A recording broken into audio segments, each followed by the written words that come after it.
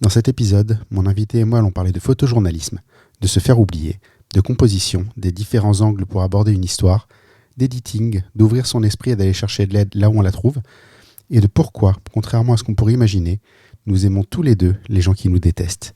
C'est parti. Vous êtes tout dans l'œil du photographe.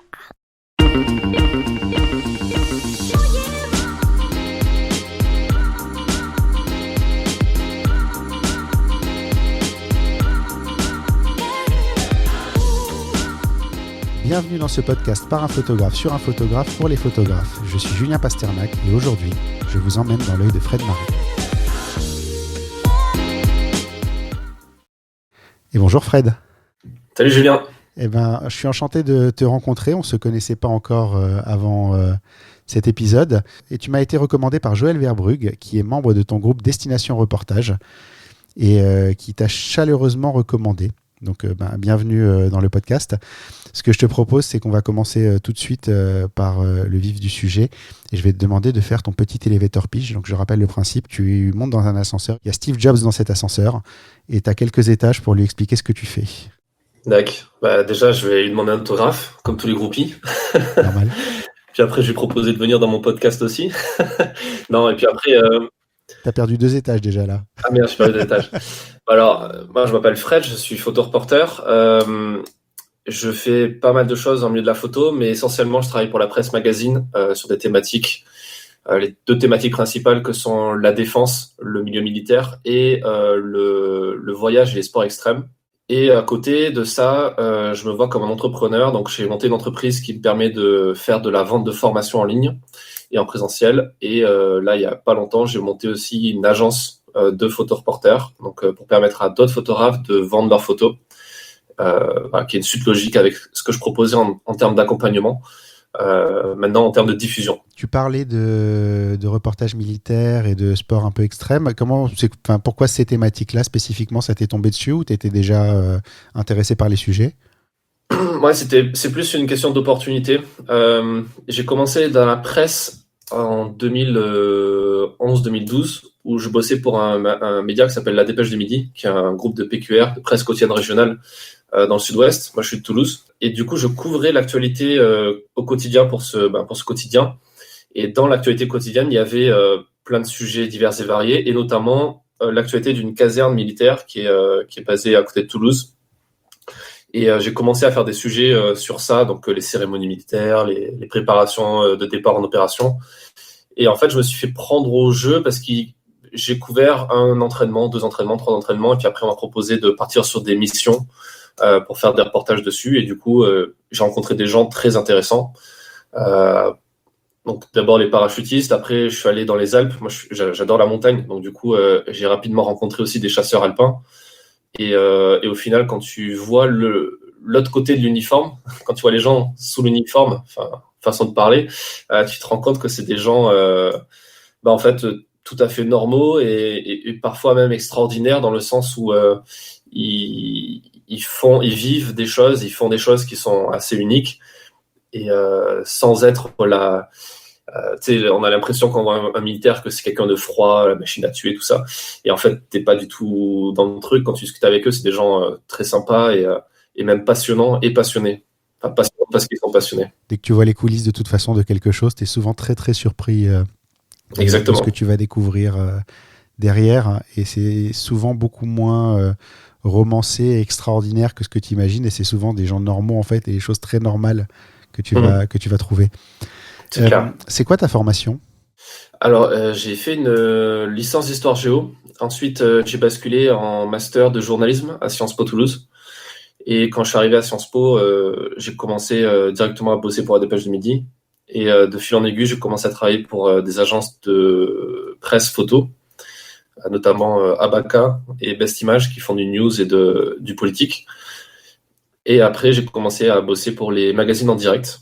Ma toute première pige, c'était dans l'équipe magazine. Et après, j'ai construit mon réseau. J'ai rejoint un collectif de photographes, collectif agence, une plateforme qui s'appelle Ansoukas, dans laquelle je diffuse encore mes photos depuis 2015 maintenant. Et voilà. Donc, tu as une vraie formation de photojournaliste au départ. Tu n'es pas tombé dedans par Par passion après coup, J'ai t'as vraiment... aucune formation de photojournaliste, j'ai aucune formation de photo. J'ai une formation de journalisme, donc journaliste écrit, texte, radio et télé. On n'avait pas de cours de photo. Maintenant, je donne des cours de photojournée dans cette école. Ça, c'est marrant. T'as mélangé deux choses, t'as mélangé ta formation de journaliste avec ton intérêt pour la photo finalement. Exactement. Mais intérêt pour la photo que j'avais pas depuis que je suis gamin, en fait. J'ai découvert ça en arrivant un peu à Sciences Po, quoi. Ça qui est assez marrant. Et comment tu t'es formé à la photo du coup? En lisant beaucoup, en discutant avec d'autres photographes, en achetant 2-3 formations de temps en temps sur des thématiques assez ciblées. Mais ouais, non, pas vraiment de façon... j'ai pas envie de dire autodidacte, ça veut plus rien dire autodidacte. T'es jamais vraiment autodidacte dans le sens où tu te formes grâce aux gens, mais pas dans une école en tout cas. Plutôt par toi-même quand même, en trouvant toi-même tes formations. T'as créé ton MBA à toi de la photographie, quoi. Exactement, c'est ça. C'est pas mal comme résumé. Si on parle philosophie de la photo, est-ce que tu as des photographes, des livres ou des photos préférés? Je commence de plus en plus à acheter des bouquins photos, parce que c'est pas forcément... comme j'ai découvert assez tardivement, et que moi je suis plus sur la partie photojournalisme et pas trop photo d'art, j'ai pas énormément En fait, mes seules, entre guillemets, inspirations, ça va être des photographes comme Patrick Chauvel, reporter de guerre, enfin beaucoup de reporters de guerre, Patrick Chauvel, Jem Latoué, qui est américain. Après, il y a des photographes comment ça s'appelle déjà, Lauren Greenfield, qui a fait un super boulot sur je regardais son bouquin derrière, qui est génial sur la richesse aux États-Unis. Voilà. Après, j'aime beaucoup regarder ce que font mes confrères sur Facebook, sur Instagram. C'est ça aussi qui est cool aujourd'hui, c'est que on n'a plus vraiment besoin de livres photos où c'est toujours bien d'aller voir des expos, mais tous les jours c'est une expo continuelle sur ton mur Facebook ou mur Instagram. Après, voilà, je suis plus dans cette logique où je m'intéresse plus à la personne, au photographe, plutôt qu'à son boulot en général. J'aime bien regarder comment il a construit un sujet, parce qu'en photojournalisme, c'est surtout ça qui prime, en fait, c'est l'histoire que tu racontes. Après, effectivement, tu peux avoir un cadrage il y a des cadrages de photographes qui marquent, qui sont puissants. Je pense à Franck Boutonnet, par exemple, un photographe de mariage, qui fait beaucoup de photos documentaires à côté. C'est pour ça que j'aime beaucoup ça aussi. On parlait juste avant d'enregistrer de William Lamblay, aussi très excellent photographe. Et c'est des photographes aussi qui sont capables de mixer plusieurs univers dans leurs photos, donc c'est très intéressant. C'est ce qui les rend uniques, je pense. C'est que eux ont tellement d'influence et ont tellement mélangé de choses, en fait, que finalement, ça s'appelle un style. Hein. C'est pas de secret. C'est comme ça qu'on crée un style. C'est clair. Puisqu'on parle justement d'avoir une patte, un style, c'est quoi toi qui te fait déclencher? C'est quoi qui te fait prendre une photo? C'est quoi qui t'arrête et qui bloque ton œil? Ça va être deux choses. Ça va être déjà tout bêtement l'histoire que ça raconte et l'information que ça apporte. C'est-à-dire qu'en gros, quand tu es photojournaliste, ton objectif principal, c'est pas forcément faire du beau, faire de l'esthétique, c'est surtout réussir à raconter ce que toi tu vois pour pouvoir l'expliquer aux gens, le témoigner, apporter une information. Donc essayer de mettre un maximum d'infos dans ton cadre, et des fois t'es face au cadre directement qui est déjà fait, t'as juste besoin de faire la photo, donc il faut être attentif à ça. Et après il y a cette partie esthétique qui au final, pour moi l'esthétique c'est plus ce côté je sais pas si ça va avoir du sens, mais le côté décalage, le côté insolite, le côté unique. Tu vois quelque chose ou plusieurs choses. Tu veux dire quelque chose qui va faire que les gens s'arrêtent sur ta photo? Ouais, ou au-delà de s'arrêter sur la photo, ils vont se poser des questions sur qu'est-ce que ça, pourquoi en fait. Tu vois le côté what the fuck, mais du coup c'est quoi l'idée derrière, pourquoi il y a ça. D'accord. Je rebondis sur ce que tu viens de dire parce qu'en fait, il y a un street photographe qui s'appelle Joshua K. Jackson, Josh K. Jack sur Instagram, dont j'adore le boulot et dont un des grands credos, c'est justement de faire s'arrêter les gens pour se poser des questions sur ces images, et qui est un spécialiste de ce genre d'image où tu vas devoir t'arrêter et réfléchir une minute pour comprendre l'image et comprendre le sens de l'image. Et j'ai l'impression que c'est assez proche de ce que tu es en train d'expliquer en fait. C'est que finalement, ton image doit harponner le regard le temps que les gens comprennent, puisque tu dois faire passer un message quelque part, il faut que les gens se posent la question. Ouais, après ça c'est le côté, c'est très difficile à faire, hein. Je veux dire, c'est pas c'est même exceptionnel le moment où tu arrives à faire ça. C'est même pas une question de tout le monde peut y arriver, quoi. C'est une question de plein de facteurs qui vont se coordonner, la chance, ton sujet, toi, ton état d'alerte à ce moment-là, ta façon de cadrer, ton expérience. Donc c'est un truc qui est un peu le Graal, mais que tu n'obtiens jamais réellement, quoi. Et d'ailleurs, peut-être, je sais pas si tu ressens ça aussi sur la photo, mais la photo, c'est extrêmement frustrant parce que tu as toujours envie de faire mieux. Et il y a plein de trucs qui dépendent pas de toi. T'es pas un peintre dans sa toile blanche à mettre un peu les éléments comme tu veux. T'es obligé d'aller chercher, t'es obligé d'attendre, t'es obligé d'avoir de la chance. T'es obligé d'être patient. Et d'être patient. Donc c'est très compliqué. Donc ouais, ça c'est le côté, la petite cerise sur le gâteau, mais le premier truc, c'est quand même surtout qu'est-ce que tu racontes dans ton histoire, qu'est-ce que tu racontes comme histoire, et comment tu vas réussir à le capturer pour que ce soit évident pour la personne, pour qu'elle comprenne, sans avoir à lire une légende photo, sans avoir à se poser aussi trop de questions qu'on envoie l'information, tu vois. D'accord, il faut que ta photo raconte l'histoire de manière simple, mais en faisant quand même se poser des questions aux gens qui vont la regarder. Donc c'est simple et complexe à la fois. Exactement. Donc C'est un plusieurs mélange niveaux de lecture même finalement. Tu as commencé à répondre à la question suivante, mais du coup, c'est quoi un photographe de reportage? Alors pour être original, comme tous les photographes, je pense que tu vas interviewer ou que tu as déjà interviewé qui te disent que c'est raconter une histoire. Tu racontes toujours une histoire forcément, mais dans le reportage pour la presse, tu vas raconter une histoire avec en plus une grosse partie d'information. C'est-à-dire que tu vas essayer de documenter et en même temps donner de la matière, donner de quoi réfléchir. Parce qu'au final, c'est le métier de journaliste. Pour le coup, le métier de photojournaliste est le même que le métier de journaliste.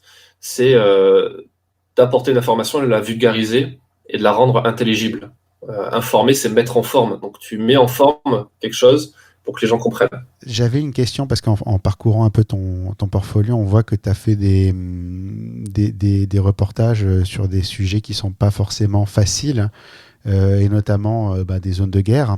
Je me demandais qu'est-ce qui peut te pousser, en tout cas j'allais dire qu'est-ce qui peut pousser quelqu'un, mais qu'est-ce qui te pousse toi en fait à aller sur des sujets comme ça. Personnellement, moi tu me payes ce que tu veux, il n'y a aucun cas de figure où je vais dans une zone de guerre avec un gilet pare-balles, avec des mecs armés jusqu'aux dents et le risque de me faire tirer dessus. Qu'est-ce qui toi te pousse à aller faire ce genre de reportage? C'est vrai que ça, c'est assez marrant parce que il y a des gens qui même sur les payes, ils iront pas et d'autres qui paieront pour y aller, quoi. C'est assez drôle.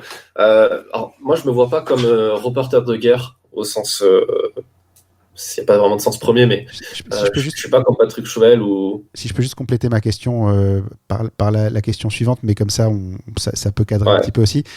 Quel est le niveau de danger réel auquel tu es exposé, par exemple, dans le reportage que tu as fait au Mali C'est difficile à dire. Moi, je te dirais qu'il n'y avait pas un énorme danger dans le sens où j'étais ce qu'on appelle embedded, donc intégré dans une unité de l'armée de terre. Donc, en fait, j'étais avec des soldats, protégé, entre guillemets, par des soldats, protégé parce que j'étais avec eux, protégé parce que j'avais un gilet pare-balles, un casque lourd, etc. Et en plus, on n'allait pas forcément dans des zones où il y avait un énorme risque parce qu'ils ne peuvent pas se permettre d'emmener un journaliste embedded comme ça n'importe où. Après, ce qui fait réfléchir, c'est que quand tu rentres et que tu vois que 2 jours après que tu sois rentré, il y a eu un convoi comme celui que tu avais pris qui a roulé sur une mine et il y a eu des morts, etc. Et que toi, tu te revois en train de refaire tes photos à travers sur le blindé, un peu en train de faire le malin à l'extérieur. Et tu imagines, tu aurais pu sauter sur la mine et faire 12 mètres de vol plané et mourir. C'est clair que c'est pas facile. Mais en même temps, c'est pas le même système qu'un photographe comme Patrick Chauvel ou Jen Hatchway qui vont partir vraiment seul, autonome, sans être escorté entre guillemets, en allant de l'autre côté, du côté terroriste aussi, avec des gens qui ont un peu moins de respect peut-être pour la vie des journalistes et qui s'en foutent un petit peu des répercussions, qui peuvent te prendre en otage, etc. Maintenant, le risque, il est, voilà, de mon point de vue, il était très maîtrisé. Après, tu vois, le dernier reportage que j'ai fait avec l'armée française, je me suis fait une cheville dans le désert.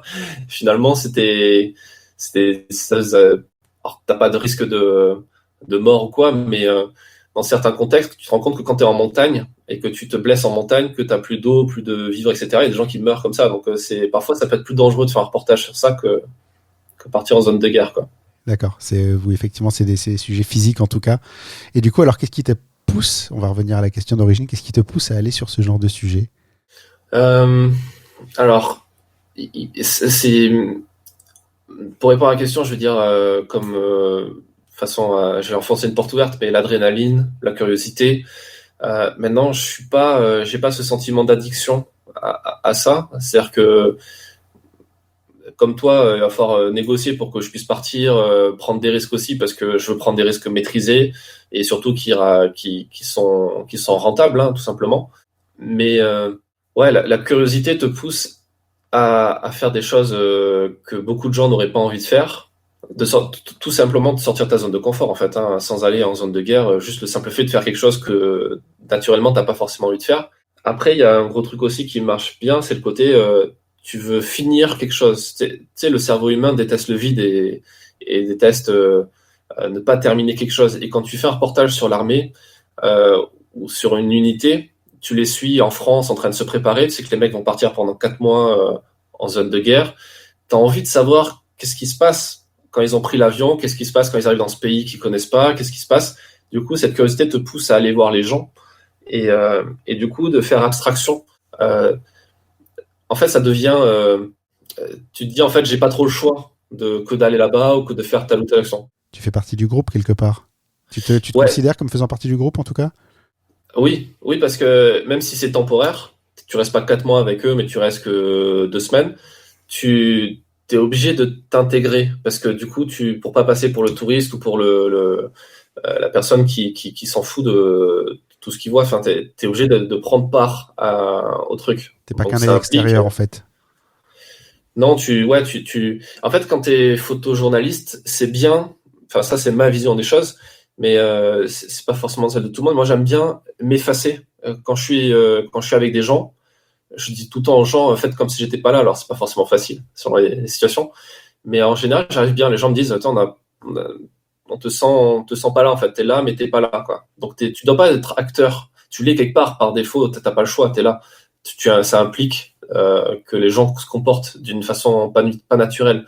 Mais c'est bien d'essayer comme c'est bien d'essayer d'être objectif le plus possible, c'est bien de rester le plus possible en retrait pour que les gens t'oublient, parce que tu auras plus facilement des expressions naturelles, t'auras plus facilement accès à la vérité, quoi. D'accord. Il faut qu'ils te connaissent suffisamment pour avoir envie de te sauver s'il se passe quelque chose, mais pas trop pour que tu puisses avoir un regard objectif quand même. Alors, ça, c'est intéressant sur la partie risque, tu veux dire. Ouais. Sur la partie risque, quand tu pars sur un territoire comme ça, maintenant, c'est pas obligatoire, mais l'armée te recommande très fortement de suivre un stage qu'ils organisent une fois par an au Centre national des commandos vers Perpignan, à Collioure. Et pendant une semaine, ils t'expliquent le b.a.-ba de la survie, de qu'est-ce qui se passe quand tu es pris en otage, comment tu fais pour pas être pris en otage, comment tu fais pour gérer ton stress en zone de guerre, etc. Et du coup, alors tu peux pas en une semaine te protéger de tout, mais ça te donne des billes, ça te donne déjà des éléments pour faire attention. Et puis après, ce qui est important, c'est d'avoir une bonne condition physique. Je suis loin d'être un athlète, mais je suis capable, avant de partir, de m'entraîner assez pour pouvoir porter un sac lourd pendant plusieurs jours de marche et être capable de temps de courir s'il faut courir. Et voilà, et suivre, et puis être capable de gérer ta soif, ta faim, tous ces trucs, comme quand tu pars en montagne au final, pour justement être autonome. Et puis après, tu prends un garrot aussi dans ton sac, en fond de sac, si jamais un jour il faut faire un garrot, soit sur toi, soit sur quelqu'un d'autre, que tu puisses donner un coup de main. Mais voilà, après, et être attentif en fait. Tu mets les chances de ton côté, on va dire. Tu mets toutes les chances de ton côté. Tu réduis statistiquement le risque qu'il t'arrive quelque chose en étant préparé en fait. C'est ça. Mais en fait, comme n'importe quel photographe qui va préparer un reportage, tu vas être parano. Tu vas être parano, tu vas dire merde, est-ce que mes cartes SD sont vides, est-ce que mes batteries sont pleines, est-ce que j'ai pas oublié machin. Donc tu te fais ta checklist et t'es parano et tu te dis aussi qu'est-ce qui va se passer dans le pire des cas, est-ce que j'ai une carte bleue de secours, est-ce que tu vois des trucs comme ça. Alors je me pose 2 questions en t'entendant parler qui n'ont pas grand-chose à voir avec la photo mais que je pense sont importantes. Quel âge tu as? Là, je vais faire 30 ans là. 30 ans. Quelques jours. T'as des enfants ou pas? Non. Pas encore. Ok. C'est juste parce que je Je me pose la question en t'écoutant, et c'est vrai que je pense que c'est aussi quelque chose qu'on se découvre quand on est jeune et qu'on n'a pas forcément encore la responsabilité d'enfant. Non pas que ça te fera arrêter, je pense, parce que tu es déjà lancé dedans. Mais effectivement, je pense que la grosse différence entre toi et moi, c'est ces deux points-là. C'est que moi, je pourrais jamais démarrer quelque chose comme ça parce que j'ai 43 ans et 2 gosses et que c'est pas dans ces conditions-là qu'on se lance dans des sujets un peu dangereux.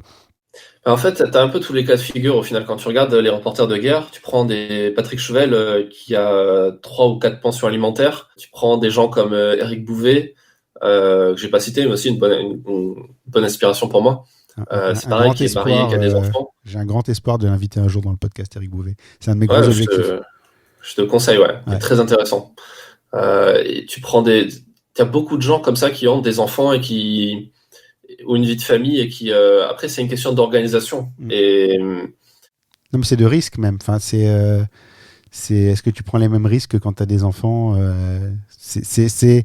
ou c'est peut-être effectivement juste un état d'esprit et peut-être que je l'ai simplement pas et qu'effectivement vous l'avez quoi. Mais tu sais, ça s'applique à plein de trucs au final. J'ai connu des base jumpers, des mecs qui sautent en parachute, qui pareil ont des enfants et puis malgré tout ils se retrouvent au pied d'une falaise par choix, en mode je vais sauter et tirer sur un sac à dos qui va s'ouvrir et il y a une voile qui va se déployer, j'espère, et qui va faire en sorte que je me pose et que je m'écrase pas par terre. Et pourtant ils pensent à leurs enfants. Alors tu vois, j'avais fait une interview d'un ami, bon, malheureusement qui est décédé depuis, qui faisait de la wingsuit, qui sautait avec une combinaison ailée, et après qui ouvrait un parachute. Et lui me disait, quand je suis à l'exit, donc au moment où je vais sauter, à l'endroit où je vais sauter, où il y a une falaise de 500 mètres d'aplomb comme ça, et je vais sauter et je vais voler pendant quasiment 1 minute, il dit, à ce moment-là, je pense pas à ma fille de 13 ans, je pense pas à mes amis, je pense à personne, je pense à moi. Et je me nourris de ça, et je suis comme en méditation, et je fais mon truc. T'as des gens comme ça tu prends un militaire qui part en mission, c'est pareil. Un militaire qui part pendant 4 mois, il y a certains, quand ils partent de France, leur femme est enceinte, et il reste plus qu'un mois. Quand ils reviennent, le gamin, il a déjà 3 mois, tu vois, ils l'ont pas vu grandir, à part peut-être sur un Skype, et encore, s'ils ont Internet. Donc, tu vois, je sais pas, je pense que ça dépend vraiment les gens, en fait. Et ton expérience, ton parcours de vie, tes envies, tu vois. Je vais juste rebondir sur quelque chose que tu as dit plus tôt, tu parlais de ta préparation. J'ai vu une vidéo sur ta chaîne YouTube où tu parlais de voyager, de matériel et de minimalisme, de voyager un peu léger. Ouais. Et j'aimerais bien avoir ton avis là-dessus parce que ceux qui écoutent le podcast savent que c'est un sujet qui me tient beaucoup à cœur aussi. Donc tu parlais de te préparer. Comment sur un reportage, quand tu vas suivre des militaires par exemple, comment est-ce que tu es équipé ? En matos photo, tu veux dire ? En tout en fait, parce que j'imagine que tu es quand même limité dans ce que tu peux emporter aussi. Ouais, alors les militaires, c'est un peu le contre-exemple. Ils aiment bien apporter des gros sacs parce qu'ils ont toujours ils appellent ça des sacs d'allègement. Mais moi, j'aime bien, effectivement, je suis minimaliste convaincu. Comme toi, j'aime beaucoup cette thématique, j'adore ça. Le fait de posséder peu de choses, mais des bonnes choses, et je trouve ça génial. Du coup, en reportage, ce que je fais, c'est que déjà, je travaille avec des hybrides. Je travaille avec du matos Fujifilm. Je suis ambassadeur chez eux depuis maintenant un petit moment. Et donc j'utilise un XT3 et un XT2. Après j'ai un peu tout testé de leur gamme. Donc déjà c'est du matériel photo qui est très très très très très petit, très très compact, pas lourd. J'utilise des zooms et ensuite j'utilise beaucoup de vêtements techniques comme j'ai l'habitude de la montagne et que je m'intéresse aussi à tout ce qui est vêtements techniques de militaires aussi, tu vois, des trucs, des t-shirts Merino, des choses que t'as pas, qui sèchent vite, que t'as pas forcément besoin de laver très régulièrement ou que tu peux laver très facilement sur le terrain. Après, il faut réfléchir aussi à des objets qui vont faire double emploi. Alors, je te filerai si tu veux une vidéo que j'avais fait sur ça. Là, pour le moment, j'ai pas trop d'exemples sur la main. Mais il y a pas longtemps, mon dernier gros voyage, j'ai fait un tour du monde en 4 mois et je m'étais lancé le challenge de partir avec un seul sac à dos qui tenait en sac cabine. Alors, ça a marché quasiment partout, sauf sur 2-3 compagnies low cost en Asie où c'était un peu chiant avec ça. Mais du coup, j'ai fait mon tour du monde avec un seul sac. Et en fait, j'avais des fringues pour 1 semaine. Et ça tient dans une sacoche compressible, donc du coup, c'est tout petit. Tu peux le mettre dans un sac photo. Alors moi, j'étais parti avec un sac militaire qui me sert de sac photo. Les sacs militaires, c'est bien, tu peux mettre plein de trucs partout. Tu as des poches un peu de tous les côtés. Tu peux l'upgrader avec des poches à l'extérieur et tout. Donc, ouais, après, le meilleur conseil, quand tu es minimaliste, de toute façon, c'est de supprimer des trucs. et de te forcer à supprimer ce qui est pas important, de tester, partir en voyage, partir juste en week-end avec un petit sac, voir concrètement si tu peux survivre avec ça, de quoi tu as besoin en plus ou de quoi t'as pas besoin au final. Et ouais, ça De soustraire plus que d'ajouter, de ne pas se demander ce que tu peux acheter, mais ce que tu peux enlever de ton sac finalement. Ouais, ou alors ce que tu peux te faire prêter, ou alors ce que tu peux. Par exemple, pendant mon tour du monde, j'étais parti pour. J'ai fait vraiment plusieurs pays différents avec différents climats. Tu vois, je passais de Vancouver en décembre, de Canada en décembre à la Thaïlande, où c'est pas vraiment le même climat. Et au Canada, je me suis fait prêter une Gore-Tex par un pote qui était sur place. Tu vois, ou alors des trucs que tu achètes sur place, quitte à le revendre ou à le donner. Oui, donc en fait, tu gères au quotidien tes besoins au quotidien en fait. Tu Ouais. prévois pas, ça je peux en avoir besoin, donc je vais le prendre. Quand tu en as besoin, tu le trouves. Et c'est tout, quoi. Ouais, tu peux louer du matériel aussi, c'est un peu pareil. Je vais rajouter un conseil à tout ce que tu viens Ouais. de dire, qui est quand tu voyages avec beaucoup de matériel photo et que tu n'as pas envie que ça passe en soute. Moi, je mets toutes les batteries bien visibles dans le sac. Et quand quelqu'un me fait chier pour l'envoyer en soute, je dis attendez, j'ai 25 batteries dans mon sac et j'ouvre et je lui montre toutes les batteries. Et comme ils n'ont pas le droit d'envoyer les batteries en soute, ça règle le problème automatiquement. Ah yes. Ah, pas mal. Je me suis souvent fait avoir parce que, comme toi, j'ai beaucoup voyagé avec du matériel pour travailler. Et c'est toujours des compagnies low cost parce que c'est les clients qui les payent et que ils te prennent pas des premières classes chez Air France. Ils te prennent du EasyJet et encore EasyJet, c'est pas les pires, mais ils te prennent des low cost où justement le but c'est d'envoyer ta valise en soute pour te facturer un peu plus. Et un des jeux avec ces boîtes-là, c'est justement de ne pas se retrouver dans cette situation-là. Donc effectivement, je ne peux que valider ton choix d'appareil puisque j'utilise les mêmes. Mais le coût des batteries, ça a le mérite de casser toute discussion derrière automatiquement. Ouais, c'est une bonne astuce. Ouais. Sur tes images, on va reparler un peu de photos quand même. Je voudrais qu'on parle d'une image en particulier, qu'avec ton accord, je mettrai dans l'article qui accompagne pour que les gens voient de laquelle on parle. Ouais. C'est une image que tu as fait pendant un reportage en octobre 2017. C'était la Légion étrangère qui allait aux États-Unis, apparemment, de ce que j'ai compris de l'article qui accompagnait. Ouais. Et il y a une image qui m'a sauté aux yeux, que j'aime beaucoup, j'aimerais bien que tu nous en parles. C'est une image de 2 soldats qui s'entraînent dans la salle de gym, qui est juste bien cadré, enfin c'est le bon moment, en fait c'est le moment décisif, cher à Cartier-Bresson, et j'aimerais bien que tu nous parles un peu de cette image. Comment elle est arrivée, comment tu as vu ces 2 mecs-là s'entraîner, comment tu as eu l'idée de cadrer comme ça, comment tu l'as eu cette image en fait. Ouais, bah en fait c'était assez simple dans le sens où en fait je suivais des légionnaires. Donc en France, dans l'armée, tu as une partie de l'armée, une unité qui s'appelle la Légion étrangère, qui est composée d'étrangers. C'est des gens qui viennent de partout dans le monde, qui viennent s'engager pour se battre aux côtés des soldats français et qui, au bout de 5 années, deviennent français. Et là, ils étaient en exercice dans le cadre d'une manœuvre de l'OTAN aux États-Unis, où en gros, ils simulaient un grand débarquement allié comme en Normandie, avec plusieurs armées du monde. Et ça se passait dans un camp américain, et les camps américains les camps militaires américains sont démentiels. Donc là, c'est un camp des Marines, parce qu'il y a c'est toujours des villes, en fait, c'est des villes militaires, en gros. Il y a des centres commerciaux, des grands gymnases, etc. Et donc là, l'idée, c'était de faire des photos de ces légionnaires français qui s'entraînent dans le gymnase américain. Et donc, en fait, je les ai suivis en train de faire différents petits exercices. Donc là, le mec qu'on voit, il est en train de faire des tractions des abdos Ouais. sur sa machine. Et en fait, il me fallait un premier plan. Et je trouvais, là, c'est un Américain en premier plan qui est en train de jouer avec les cordes. Et j'aimais bien le contraste entre les deux, parce que les légionnaires, ils sont très connus pour leur discipline extrême. C'est-à-dire qu'ils auront toujours le bon t-shirt, le bon short, la bonne taille de cheveux, et même quand ils sont en train de faire du sport, etc., ils sont tous habillés pareil et tout, il n'y a aucun problème. Par contre, les Américains, quand ils sont même si c'est leur lieu de travail, qu'ils sont en train de s'entraîner pour leur boulot, ils sont habillés voilà, comme toi et moi en week-end, quand on va faire un peu de sport, quoi.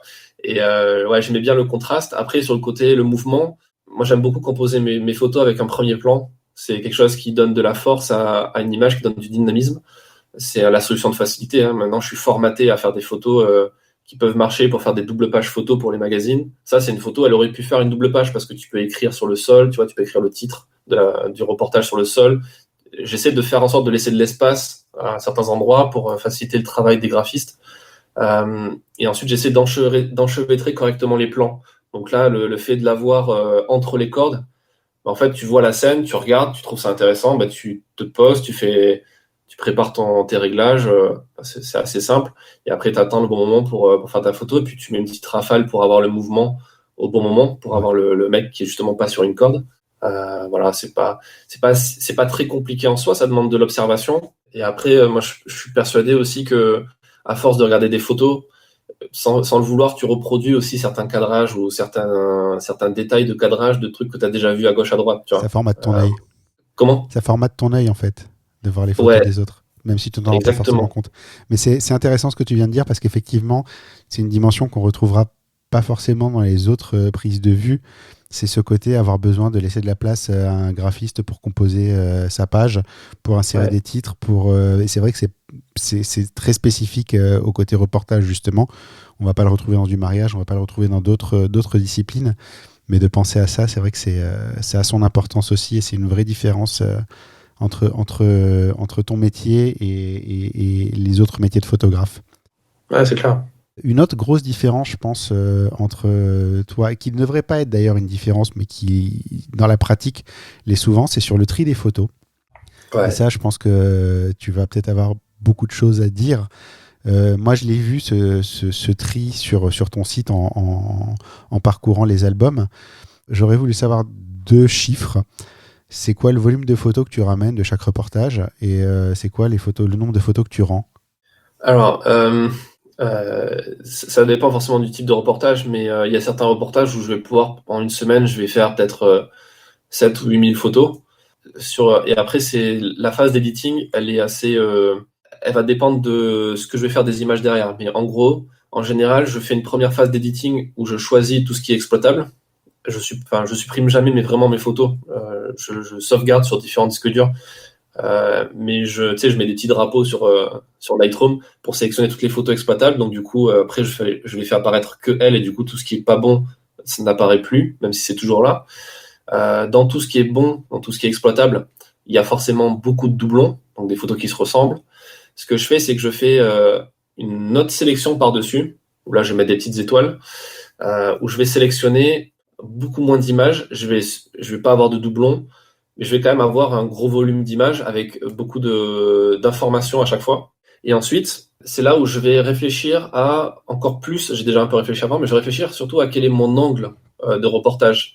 Et quand tu es photojournaliste, c'est ça le plus important, c'est quel est ton angle, c'est-à-dire quel est la question que tu vas poser, quel est le sujet que tu veux développer, comment tu vas le développer, sous quel prisme.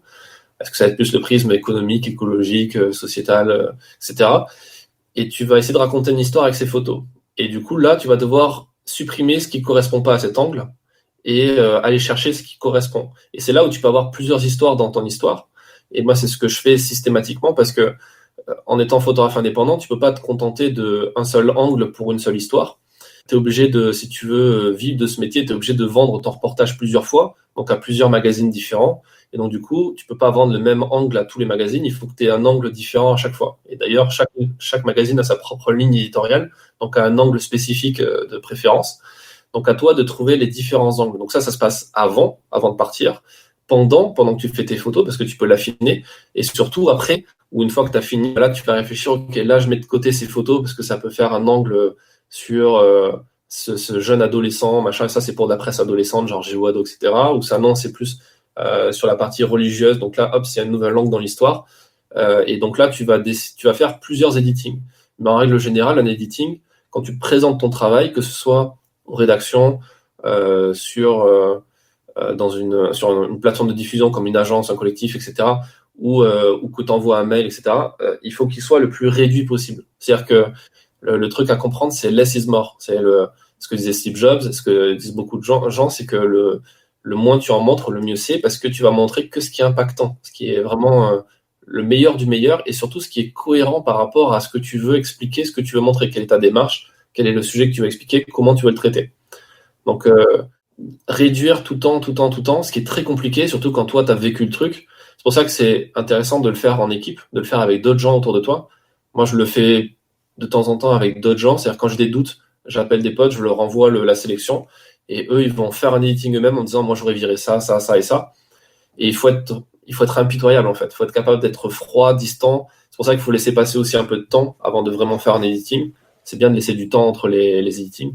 Et ouais, d'être capable de dire ça, c'est pas bon. De toute façon, tu supprimes pas vraiment les photos, en fait. Tu les mets de côté. Tu les montres pas, en fait. Ouais. Tout ce que tu fais, t'as pas besoin de le montrer, en fait. Ça, c'est une erreur que font beaucoup de gens sur Internet, c'est que ils font des albums Facebook de 50 photos mais en fait, c'est comme quand des gamins qui envoyaient nos grands-parents rentrer de voyage et sortir les diapos là, et on en avait pour 4 heures. Quoi. C'est pas le but. Il vaut mieux montrer les 3-4 meilleures photos que tu as fait des derniers mois. Et là, tu te rends compte que c'est beaucoup plus impactant.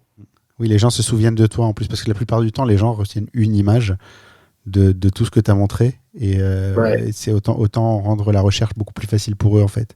Exactement. Je te posais cette question parce que c'est vrai que moi, je tourne beaucoup dans le monde du mariage et de l'événementiel. Et on a tendance à voir des albums à rallonge, plein de doublons, parce que justement, on ne veut pas faire de choix. Et je trouve que ce que tu dis sur le fait de faire regarder ces albums par d'autres et trier par d'autres, c'est peut-être une des choses les plus formatrices qu'on puisse faire. Parce que on fait juger ces photos, ce qui est beaucoup plus important que de les juger soi-même, parce que revenir sur ces albums soi-même, c'est facile, mais finalement, est-ce que tu arrives réellement à être critique par rapport à tes images objectivement ? C'est-à-dire, si tu es critique avec tes images, ça va être c'est très bien ou c'est de la merde, et il n'y aura pas de juste milieu, il n'y aura pas de nuance en fait que tu peux avoir avec d'autres photographes qui vont examiner ton travail. Ouais, c'est clair. Et du coup, tu dis 7-8 000 photos et tu rends quoi, 40 photos maximum par reportage ? Pas par reportage, mais par sujet. Moi, j'appellerais ça par série. Pardon, on va appeler ça par série. Par série, tu vas mettre, tu proposes entre 30 et 50 photos, on va dire, pour avoir une fourchette assez haute. En gros, en dessous de 30 photos, ça envoie un signal négatif parce que la personne ne va pas forcément se dire, OK, il y a une histoire de fond, il y a de la matière. Et au-delà de 50, ça envoie le signal de tu te fous de moi, tu veux que je fasse editing à ta place parce que tu n'es pas capable de choisir.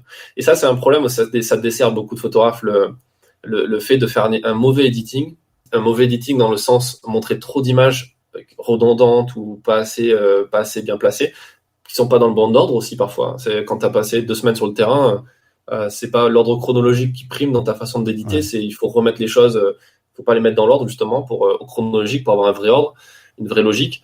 Et donc si t'es pas capable de faire ça, ça donne le signal que tu n'es pas professionnel à ton interlocuteur, à l'iconographe, au rédacteur en chef. Et voilà, il faut faciliter le travail à ces gens et il faut montrer que tu es capable de le faire, de faire les choses bien en fait. Et pour ceux qui nous écoutent, c'est valable pour tout. C'est valable aussi pour le mariage, c'est valable aussi pour le corporate, c'est valable à tous les niveaux. C'est un signe de professionnalisme d'être capable de trier ces images. Et je parle en connaissance de cause parce que pendant longtemps, j'ai eu du mal à le faire. Et aujourd'hui, je me fouette pour arriver à rendre des albums plus légers et plus cohérents et faire ce travail de tri et ne pas laisser le client le faire, en fait, même si c'est pas un professionnel. Parce que c'est notre boulot, ça fait partie de notre boulot, en fait. On est payé pour ça. Non, mais c'est clair. Et c'est une prestation, enfin, c'est la suite de la prestation. C'est-à-dire que tu vends pas des photos comme tu vendrais des pommes de terre sur le marché, quoi. C'est pas en mode je te file un cajot, je t'en rajoute un peu en plus, tu vois. Tu vends pas du volume, tu vends une qualité. Exactement. Et l'un n'empêche pas l'autre. Ça m'est arrivé de rendre des editings assez longs parce que j'ai prévenu avant. Je leur ai dit, voilà, c'est 2 ans de travail, il y a beaucoup de photos. Et la personne disait, oui, justement, envoie-nous un editing assez large, 100, 150 photos, voire 200. Et voilà, il y a certaines personnes qui ont besoin. Donc, il faut être capable de faire les deux, en fait. Dans tout ce que tu fais, si je te demande ce que tu préfères faire comme image, c'est quoi ta réponse ? Si aujourd'hui tu peux faire un seul type d'image, un seul type d'activité, tu vas vers quoi, si tu dois choisir ? C'est compliqué, parce que pour moi, il n'y a pas de différents styles d'image. C'est-à-dire de faire des photos d'un sujet en particulier. D'un sujet en particulier, ouais, si tu dois te spécialiser dans un sujet en particulier et pas les autres. Si je te la pose différemment, dans 50 ans, tu as 80 ans, tu es en train de donner un cours de photojournalisme et tu as une image à montrer à tes élèves. Une seule de toute ta carrière.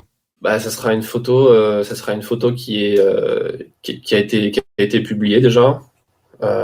Qui a été publié, j'espère, plusieurs fois, qui a marché, qui raconte une histoire qui permet justement de raconter l'histoire et une bonne histoire, une histoire intéressante. Et l'histoire derrière l'histoire, c'est-à-dire qu'en gros, dans quel cadre j'ai fait cette image-là, qu'est-ce que ça m'a apporté moi aussi, les rencontres que tu fais, c'est ça aussi qui est important. Après, il n'y a pas vraiment de type il a pas vraiment de thématique ou de... Parce que c'est très transversal en fait. Tu peux partir sur une thématique a priori militaire et faire un sujet complètement décalé sur quelque chose qui au final n'a rien à voir avec l'armée. Donc c'est très différent.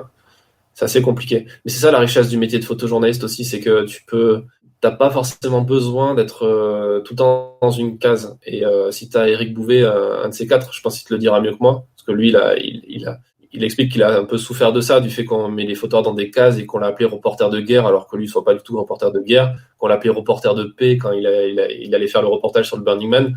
Il trouvait ça rigolo. Et en fait, c'est ça, tu peux avoir des spécialités pour être bon dans ce que tu fais, avoir des expertises comme dans n'importe quel autre métier, mais tu n'es pas obligé de rester que dans une thématique en particulier. Et s'il y a un cadre général qui ressort, c'est la rencontre avec la personne, ce que tu vas raconter d'elle, l'échange qu'il va y avoir, comme quand tu fais des portraits, même en studio, hein, avec des gens, ou en mariage avec tes mariés ou les invités, etc. Il y a beaucoup de photographes qui pensent que la photo de presse, c'est un truc à part, c'est un truc différent. Mais au final, quand tu vois un peu le mariage, comment ça se passe, etc., le mariage, c'est du reportage, quoi. C'est pareil, au final. C'est juste que tu racontes une histoire légèrement différente, quoi. Non, mais c'est juste que peut-être aussi dans l'approche, comme la photo de presse est encadrée par des professionnels, finalement, tu es obligé d'être plus professionnel aussi. C'est peut-être cette différence qu'on confond, parce qu'on prend pour une vraie différence, alors qu'en réalité, la vraie différence, c'est juste que tu es face à des clients qui ont l'habitude et qui te forcent à te dépasser, peut-être. Peut-être pour ça qu'on va à part. Tu vois, moi, je verrais justement l'inverse. C'est-à-dire que pour moi, il faut être plus professionnel pour bosser pour des clients qui t'ont payé directement et qui fait des photos d'eux, qui vont avoir certaines attentes, qu'un photographe indépendant qui va travailler sur un reportage et qui ensuite va faire comme moi, va faire le tour des rédactions et leur proposer le truc. Où là, tu es plus dans une logique commerciale, c'est un autre type de professionnalisme, quoi. Mais le photographe en prestation de mariage ou corporate, je trouve qu'il a intérêt à avoir une logique beaucoup plus de chef d'entreprise, de relations clients, etc., qu'un photographe de presse où on va être plus dans une logique de créer un truc et construire une histoire avec plutôt comme le patron, en quelque sorte, d'un reporter, d'un photoreporter. C'est pas un marié, une mariée, une entreprise ou même un rédac chef. Son patron, en quelque sorte, c'est le journalisme, c'est les règles du journalisme. C'est de répondre aux règles d'éthique qui sont super importantes, de pas tricher, de pas montrer quelque chose de faux, de pas payer son sujet, de faire son boulot avec déontologie et éthique. Et après, c'est lui-même qui va s'imposer une discipline et une dose d'acharnement dans sa façon d'aller chercher les images, d'aller chercher l'information. Et c'est ça aussi, c'est cette liberté que tu n'as pas forcément, même à un certain niveau, quand des photographes de mariage disent qu'ils sont tellement expérimentés, parfois connus, qui sont vraiment choisis par leurs clients, qui peuvent avoir carte blanche. Mais non, tu n'as pas vraiment tout le temps carte blanche, parce qu'au final, tu crées les souvenirs de tes clients, donc tu n'as pas intérêt à te rater, quoi. Une rédaction, un magazine, alors, sauf si tu envoies en commande, où ils te donnent une certaine orientation à suivre, il y a certaines choses à récupérer. Déjà, ça n'existe plus, ça existe encore la commande, mais c'est très rare, c'est vraiment un tout petit pourcentage de la réalité, quoi, de ce qui se passe. La plupart du temps, les photographes partent sur le terrain et font le truc, et puis ensuite, ils se débrouillent pour vendre le truc. T'as cette liberté, tu vois. T'as vraiment cette liberté de dire à ton client, ça te plaît pas, bah tant pis, je vais voir un autre client. Tu vois, si ça plaît pas à Paris Match, bah je vais le proposer au Figaro Magazine. Et si ça plaît pas au Figaro Magazine, je vais le proposer ailleurs. T'as encore des chances que ça fonctionne derrière. Alors que quand t'as raté ton mariage, t'as raté ton mariage. Tu peux pas le revendre à un autre marié, quoi, le mariage, quoi. C'est clair. Ce serait un peu compliqué. Alors justement, puisqu'on abordait le côté un petit peu business de la chose, j'ai toute une partie côté financier, côté business de ton travail. La première question, c'est quelle est ta source de revenus principale aujourd'hui ? Tu as pas mal d'activités. Aujourd'hui, qu'est-ce qui te fait vivre ? Alors, mes revenus personnels, ce que je déclare aux impôts, personnellement, c'est encore à grande majorité, à 90%, c'est la presse magazine, c'est les magazines français et étrangers. Et un peu de droit d'auteur de temps en temps, enfin de la vente droit d'auteur pour certaines entreprises qui payent en droit d'auteur. Donc ça, c'est ce que je touche personnellement, ce qui me permet de vivre correctement avec mon niveau. Enfin, moi, comme je t'ai dit, j'ai pas d'enfants, j'ai pas de famille comme toi ou comme beaucoup d'autres photographes. Donc du coup, j'ai moins besoin d'argent, on va dire. Et à côté, j'ai monté une société dans laquelle je laisse je laisse l'argent que je rentre en fait pour pouvoir investir sans arrêt en fait dans des formations, dans des nouveaux projets d'édition, etc. Donc c'est pas des revenus personnels, c'est une SAS que j'ai montée à côté, qui me permet d'avoir une personne morale, etc., qui est en train de prendre de l'ampleur là. Et ça, c'est des revenus hors presse, donc édition, corporate, formation auprès de particuliers, auprès de photographes professionnels, puisque c'est ma spécialité aujourd'hui. Enfin, au début, j'ai commencé par faire des formations pour les photographes amateurs, pour leur apprendre à faire de meilleures images. J'ai assez rapidement arrêté, j'ai fait ça pendant 1 an ou 2, puis j'ai arrêté, et je me suis vraiment focalisé sur les photographes professionnels pour les accompagner sur la partie marketing, storytelling, stratégie, parce que voilà, c'est le truc important aujourd'hui d'avoir une stratégie d'entreprise pour gérer son activité, quoi. T'as semi-répondu à la question suivante. Justement, je me demandais si le journalisme aujourd'hui c'était rentable. Et du coup, quel conseil tu pourrais donner aux petits jeunes qui veulent se lancer là-dedans? Alors, le journalisme n'a jamais été aussi rentable qu'aujourd'hui. Quand tu regardes le simple fait que les journaux appartiennent à des millionnaires ou des milliardaires et qu'ils font pas ça que pour avoir du pouvoir et une danseuse et que voilà, c'est pas que pour blanchir du fric. Il y a quand même un gros business autour du journalisme. Au niveau du photojournalisme, de la même façon, quand tu regardes, je sais pas si tu connais le festival Visa pour l'image à Perpignan, quand tu vas à Visa pour l'image, alors pas trop cette année du coup à cause du Covid, mais quand tu vas voir ce festival, tu te rends compte qu'il y a des dizaines et des dizaines de milliers de personnes qui viennent pour voir les expositions, pour voir les projections, pour voir les gens. Donc il y a un attrait énorme pour le photojournalisme. Le fait que tu t'y intéresses aussi le montre. Maintenant, en termes de business model, le business model de la presse papier, forcément, est plus ou moins dans le coma depuis quelques années. Là, il vient de prendre un coup sévère avec la chute de Prestalis, qui est la société qui distribue la presse en kiosque, qui est en liquidation. Enfin, je sais plus le terme exact, je sais pas si c'est liquidation ou redressement, je sais plus. Mais en gros, ça va mal. C'est pas bien, quoi. Voilà, ce modèle-là est en perdition. Et à côté, tu as des gens qui montent des projets sur le web, qui montent des projets d'auto-édition. Et en fait, moi, ce que j'essaie de faire, ce que je fais depuis maintenant quasiment le début, c'est que je vois pas le photojournalisme comme un business model en soi, je le vois comme le moteur de différents business models. C'est-à-dire que tu peux faire du photojournalisme dans plein de secteurs. Tu peux faire du photojournalisme dans les magazines, presse, etc. Tu peux faire du photojournalisme sur du blog. Tu vois, par exemple, moi, j'ai monté un blog en 2014 qui a implanté tout le reste. Tu peux faire du photojournalisme dans l'édition. Tu peux faire du photojournalisme dans le marché de l'art. Il y a de plus en plus de collectionneurs qui achètent des tirages d'art auprès de photojournalistes parce que c'est des œuvres d'art comme les autres, parfois même beaucoup plus intéressantes pour certains collectionneurs parce qu'il y a des histoires particulières, tu vois.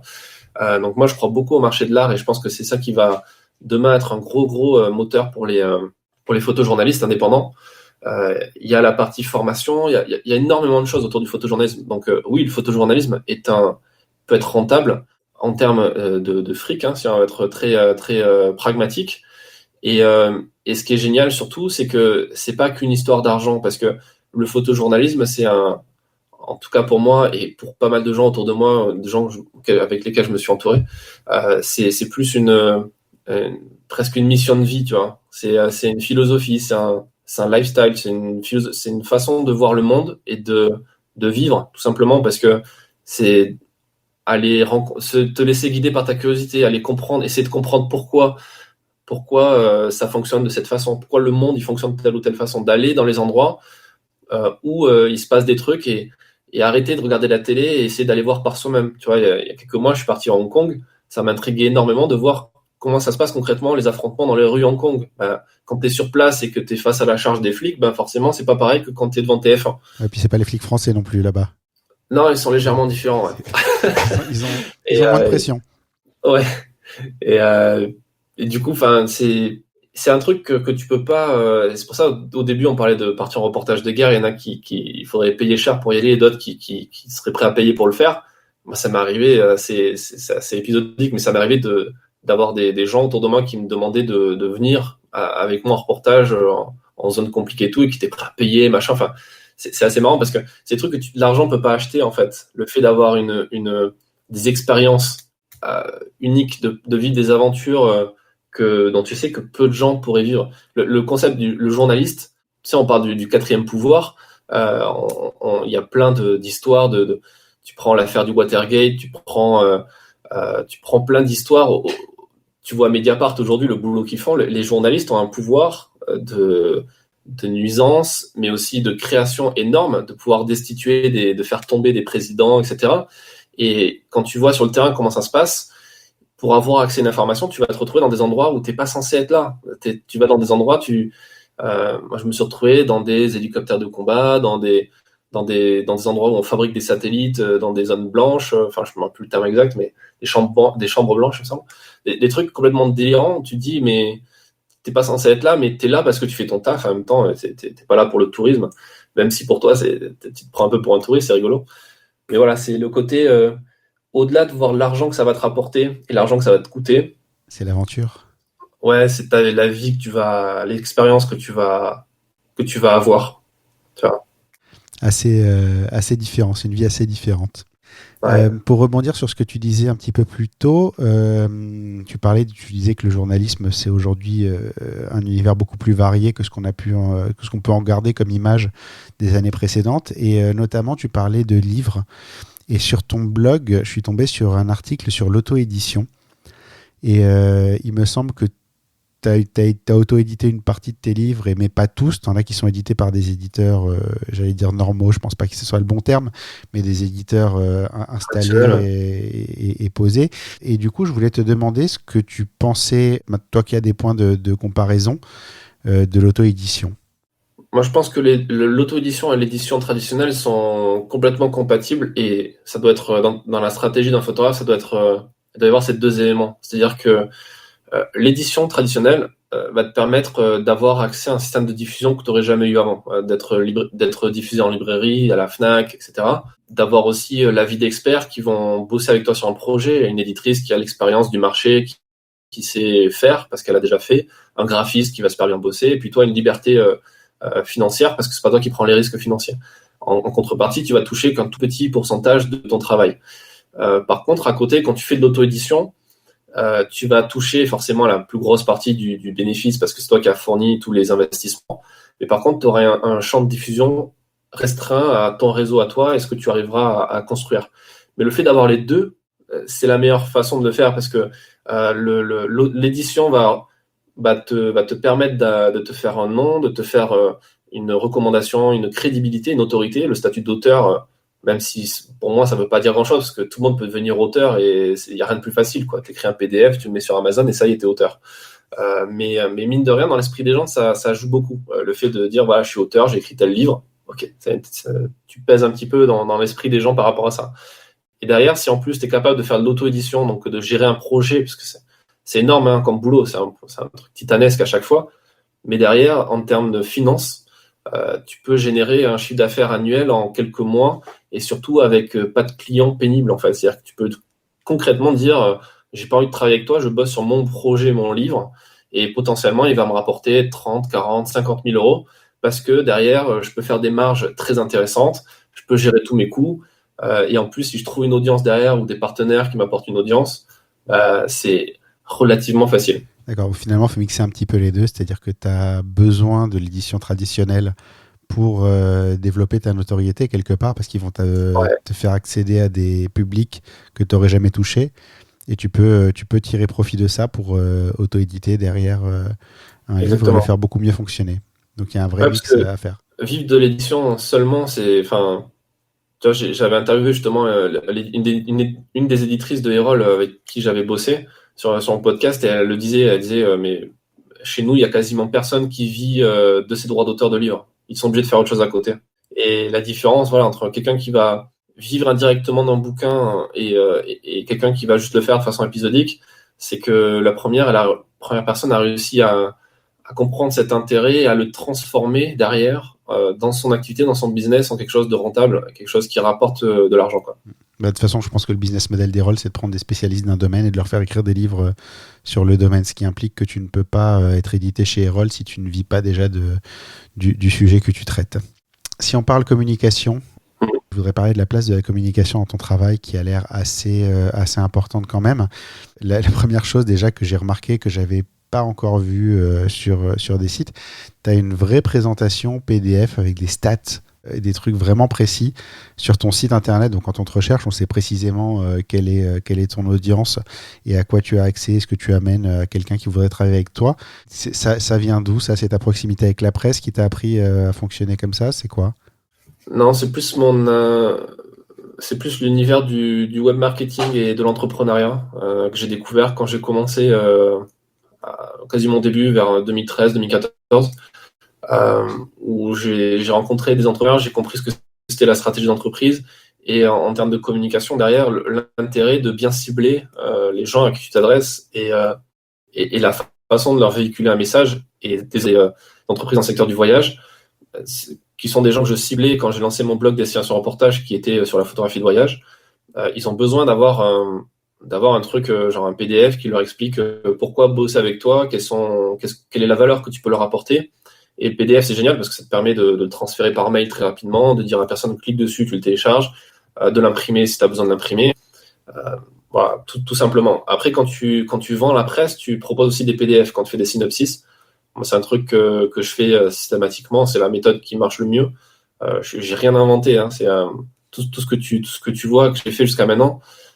J'ai pas inventé grand chose à part peut-être le système autour du collectif DR qui est un peu nouveau, et même je m'inspire de plein de choses.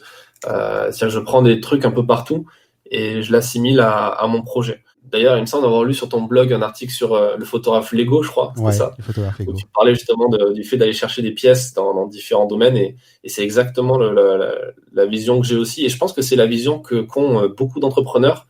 Et quand tu regardes beaucoup d'entrepreneurs à succès, tu vois des gens comme, si tu prends vraiment le haut du haut du panier, des gens comme Steve Jobs, comme Xavier Niel, comme des gens comme Patrick Drahi, tout ça, c'est des gens qui sont capables d'aller chercher des talents à droite à gauche, qui sont capables d'ouvrir leur esprit à des trucs qui n'ont rien à voir avec leur domaine de compétences premier. Tu prends des gens comme Elon Musk, le mec il n'est pas scientifique, mais il envoie des gens dans l'espace, quoi.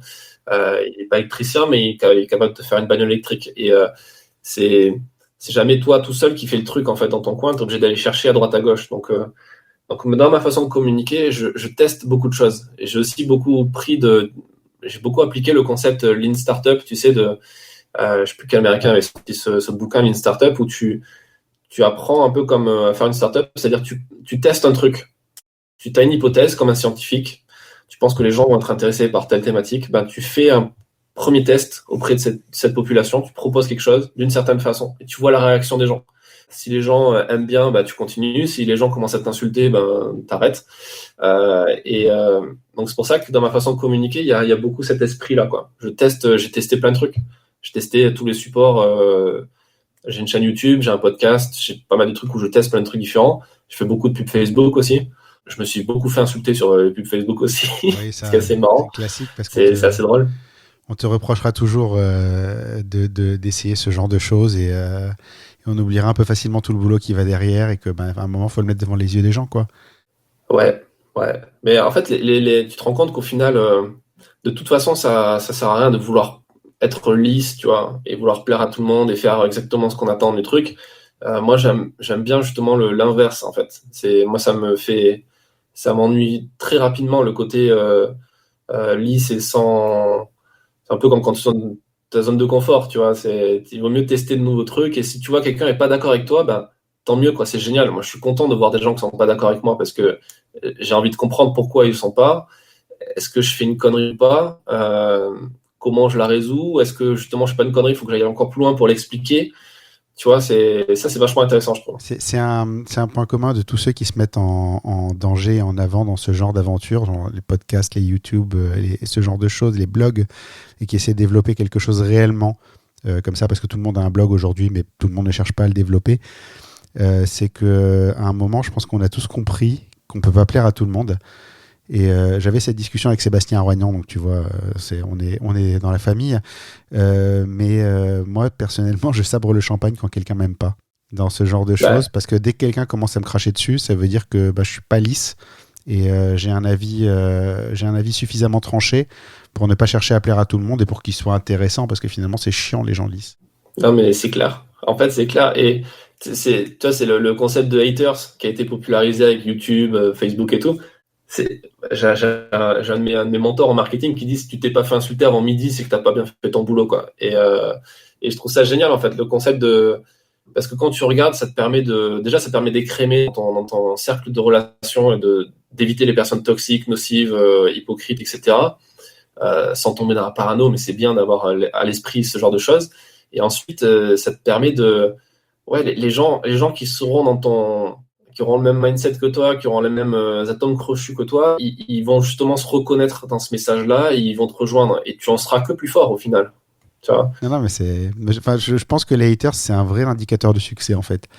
Exactement. Faut pas mal prendre, mal vivre d'en avoir, parce que de pas en avoir, personnellement, je considère que c'est pas forcément bon signe. Même si c'est très énervant et que tu as envie de leur foutre des baffes, mais ça reste quand même pas un mauvais signe que les gens ne t'aiment pas. Il y a donc Joël nous en a parlé, William nous en a parlé également, mais je pense que son épisode sera diffusé après le tien pour des raisons d'organisation. Mais tu gères le collectif DR et j'ai pas trouvé tant d'informations que ça en fait sur le collectif DR en ligne. J'aimerais bien que tu nous dises de quoi il s'agit. Yes, alors, le collectif DR, c'est un mix entre une agence de presse et un collectif d'auteurs. En gros, ce qu'on a fait, donc je dis on parce qu'on est deux à gérer cette structure. Donc, je gère ça avec un photographe qui s'appelle Vincent Wartner, qui est un très bon ami qui a été photographe de 20 minutes pendant plusieurs années, qui est maintenant indépendant, qui s'est orienté un peu sur la vidéo. Et ensemble, on a monté une structure qui est un peu le meilleur de tous ces mondes-là. C'est-à-dire qu'on a monté une agence qui prend pas de commission sur les ventes pour les photographes et en même temps qui accompagne aussi des photographes qui ont envie de se lancer dans le photoreportage. Donc, on a des profils divers et variés. On a des photographes de presse, on a des photographes qui font de l'actu chaude, des manifestations, on a des photographes animaliers, on a des photographes de mariage, on a des photographes de portraits. Tous ont le point commun de vouloir collaborer ensemble, échanger et vendre à la presse, vendre à l'édition, vivre de leur activité. Donc, on a créé cette structure qui est une sorte d'incubateur dans lequel le photographe arrive. On lui fournit des formations vidéo. Moi, je fais ça depuis maintenant plusieurs années. Donc, je prends des choses qui sont déjà dans mon catalogue de formation, j'en crée de nouvelles. Je fais venir des intervenants, des gens qui sont spécialisés dans un secteur en particulier. On forme les gens pour qu'ils soient autonomes. On leur apprend à être autonomes, à bien éditer leur travail, à bien réaliser leur reportage sur le terrain. Et ensuite, on leur donne accès à un système de diffusion, notamment des plateformes comme Pixpalace, qui permet de diffuser sur toute la presse francophone. Donc, qui sont des serveurs qui sont utilisés par Le Monde, Paris Match, Figaro, les groupes Hachette, etc. Tout le monde a quasiment est client de Pixpalace dans le milieu presse française. Et on est en train de développer d'autres outils pour diffuser aussi de la vidéo, parce qu'on a pas mal de photographes vidéastes. Et on est en train de lancer, ça c'est une petite exclue que je te donne, parce qu'on est vraiment en train de lancer, on va l'officialiser dans quelques semaines, notre propre galerie d'art aussi. Voilà, parce qu'on a des photographes qui sont vraiment super talentueux et qui vendent par ailleurs aussi des tirages d'art. Je pense par exemple à David Templier, qui est un des ambassadeurs Fuji, qui bosse beaucoup sur l'art. Et en fait, on va leur donner les clés pour créer, on va jouer un peu les galeristes 2.0, puisque ça sera en ligne, même si on va aussi faire des événements présentiels. On va leur proposer de vendre leur production. Et sur le modèle économique qu'on a choisi est celui d'un collectif, comme Antsoukas, Divergence, c'est-à-dire des structures qui demandent une cotisation aux membres, aux photographes. Le photographe paye une cotisation tous les mois.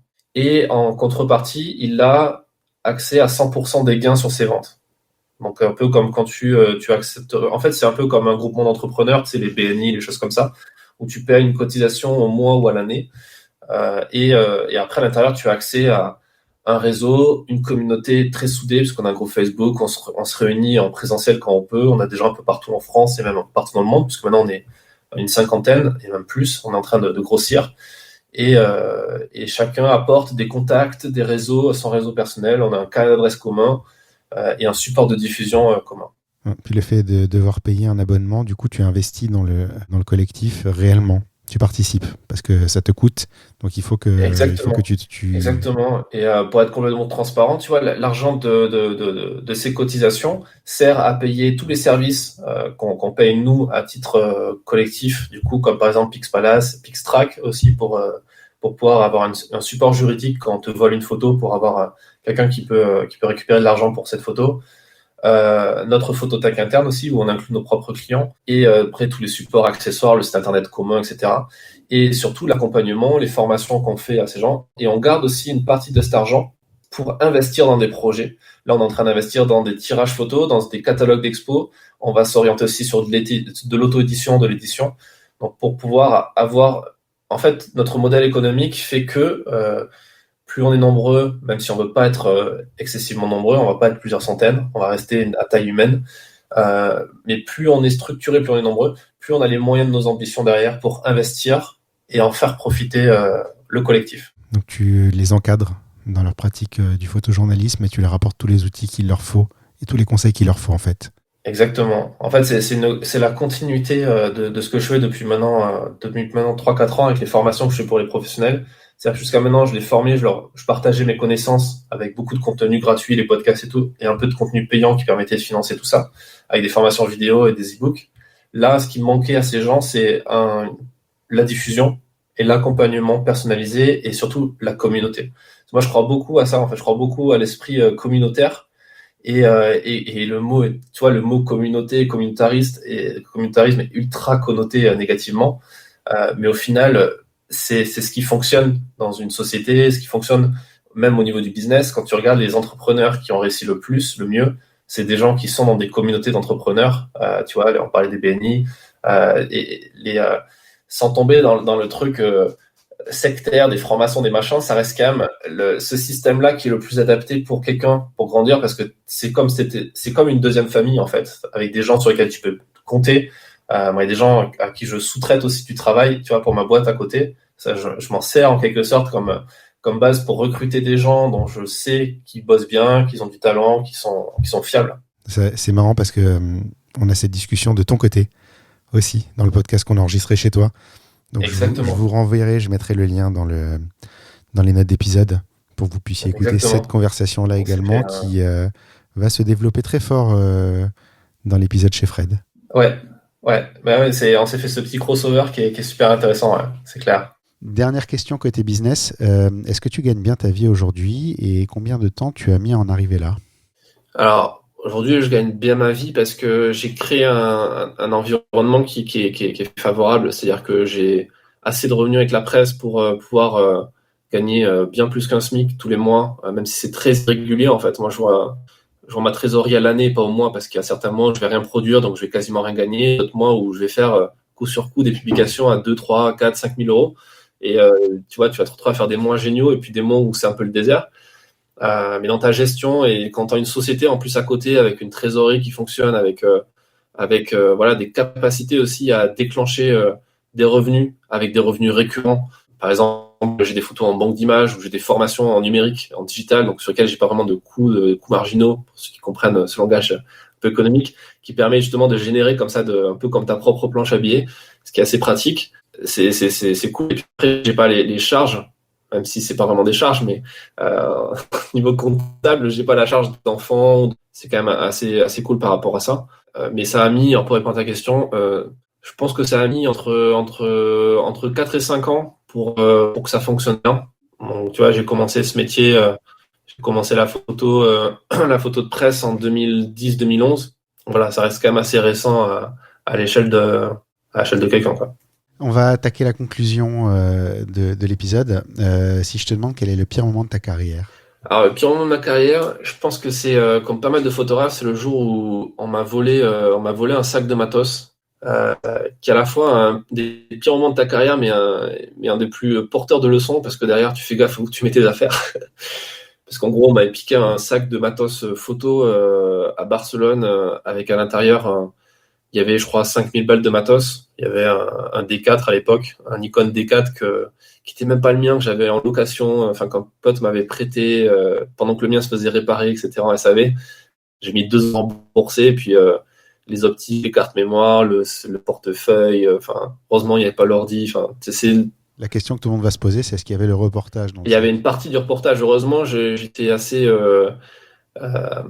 précautionneux. J'avais changé les cartes mémoire et tout. J'en avais laissé. En fait, c'était pendant un road trip avec un ami. On était en camping-car et on faisait un tour de l'Espagne pour faire un sujet sur des sports extrêmes.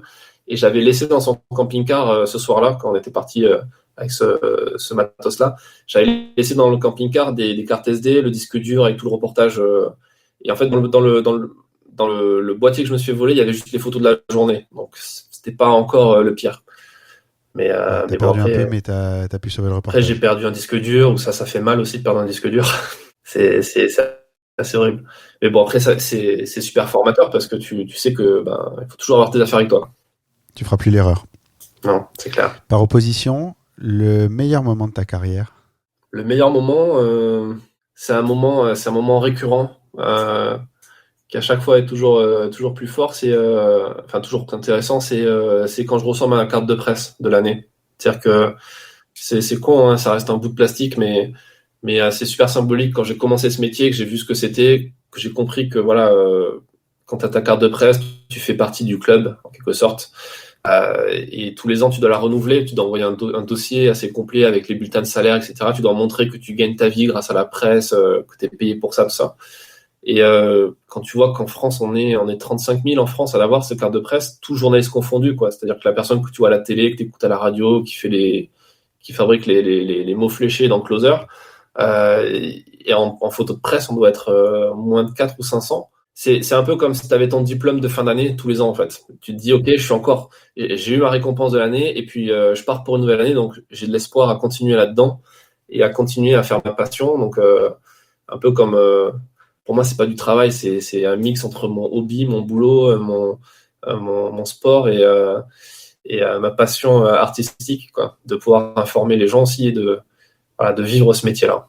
C'est le signe que le rêve continue. Ouais, c'est ça. C'est pas mal comme résumé. Mais ça reste qu'un bout de plastique et c'est comme ton diplôme à la fin de ton école. C'est très bien qu'un bout de papier va pas te donner les clés de tout, mais c'est comme quand t'es gamin que t'as ton bon point, t'as ton image. C'est une façon de rester positif dans le truc. Si tu l'as pas, mais... Tu dirais que ça t'a validé ton année? Ouais, en quelque sorte, ouais. C'est ça. Pas mal. C'est pas mal comme mot de la fin. La toute dernière question de l'épisode. Qui est-ce que tu me recommanderais pour un prochain épisode du podcast? Eric Bouvet, mais si t'es déjà en contact, je te conseille d'avoir Eric Bouvet. Je suis pas en contact du tout avec lui. Je suis pas du tout en contact avec lui. J'essaye, mais on a des gens en commun, mais bon, on se connaît pas et donc je conçois qu'il répond pas forcément directement à ma demande. Mais c'est un des objectifs. Je suis pas en contact, mais c'est un des gros objectifs alors j'allais dire de la première saison. Elle est a priori terminée au moment où ton épisode est diffusé. Mais donc ça va devenir un très gros objectif de la deuxième saison de Dans l'œil du photographe. D'accord, mais je te mettrai en relation tout de suite après. Pas de problème, j'enverrai un mail pour mettre en relation tous les deux, ça peut être bien. Après, en photographe, si je te conseille d'interviewer Milena Cadriel. Je sais pas si tu connais, un photographe studio. Je la connais de nom. Qui est très sympa et qui a beaucoup de choses à raconter sur la photographie de portrait, de studio, sur le développement personnel aussi. Qui est une personne en or et que je te conseille d'interviewer. Je note, je vais la contacter rapidement. Où est-ce qu'on peut te retrouver sur Internet? Un peu partout. J'ai une chaîne YouTube, j'ai un podcast qui s'appelle Photographe Pro 2.0. J'ai un blog qui s'appelle Photographe Stratège aussi. photographe-stratège.com, sur lequel il y a beaucoup de ressources, des informations, des formations, un groupe Facebook, pas mal de choses. Aussi dans le collectif DR, et sinon sur Facebook, sur Instagram, Destination Reportage. Je mettrai tous les liens de toute façon dans les notes d'épisode, comme ça vous pourrez retrouver assez facilement Fred partout où il est. Il me reste à te remercier d'avoir participé à cet épisode. Yes, merci à toi pour l'invitation, super sympa. Et j'étais très content de discuter avec toi, c'était un épisode hyper intéressant. Et a priori, on va se retrouver de l'autre côté dans pas longtemps. Ben ouais, parce que tu vas passer dans mon podcast aussi. Exactement, je mettrai tous les liens dans les notes d'épisode et puis je republierai tout de toute façon au fur et à mesure. Mais merci beaucoup et puis à très bientôt. Yes, merci, à bientôt.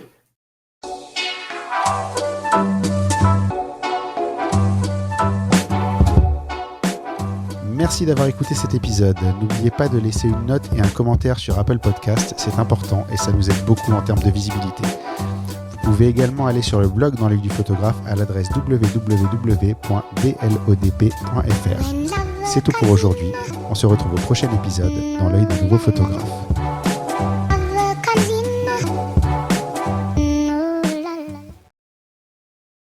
Dans l'œil du photographe, merci, c'est fini.